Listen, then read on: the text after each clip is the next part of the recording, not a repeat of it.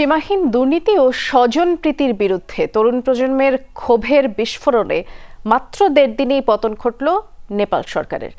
ক্ষুব্ধ জনতার ক্ষোভের আগুনে পুড়েছে প্রেসিডেন্ট, সদ্য সাবেক প্রধানমন্ত্রীর বাসভবন, পার্লামেন্ট ভবন থেকে শুরু করে অনেক সরকারি স্থাপনা। জনরোষ থেকে বাঁচতে পারেননি মন্ত্রী, রাজনীতিবিদরা। অর্থমন্ত্রীকে মারধরের ভিডিও এরই মধ্যে ভাইরাল সামাজিক মাধ্যমে। এদিকে সংবিধান মেনে নতুন সরকার গঠন প্রক্রিয়া শুরু করেছেন প্রেসিডেন্ট।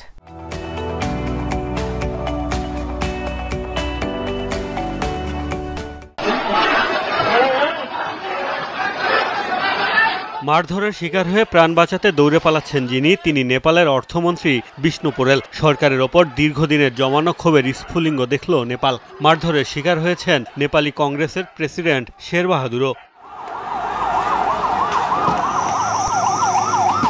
মাত্র ১.৫ দিনের বিক্ষোভে ক্ষমতা ছাড়তে বাধ্য হয়েছেন নেপালের প্রধানমন্ত্রী কেপি শর্মা ওলি। সোমবার কাঠমান্ডুতে ১৯ আন্দোলনকারীর মৃত্যুতে ক্ষোভের আগুন ছড়িয়ে পড়ে গোটা নেপাল জুড়েই।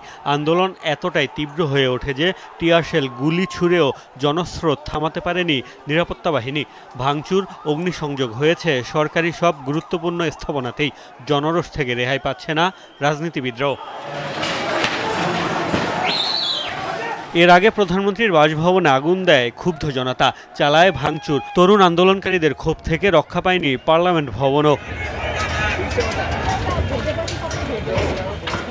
এদিন নেপালের তরুণদের ক্ষোভের আগুনে পুড়েছে প্রেসিডেন্ট, বিভিন্ন মন্ত্রীসহ অনেক রাজনৈতিক নেতার বাড়ি। যদিও অনেক নেতাকর্মী ও তাদের পরিবারের সদস্যদের আগেই হেলিকপ্টারের মাধ্যমে নিরাপদে সরিয়ে নেয় দেশটির সেনাবাহিনী।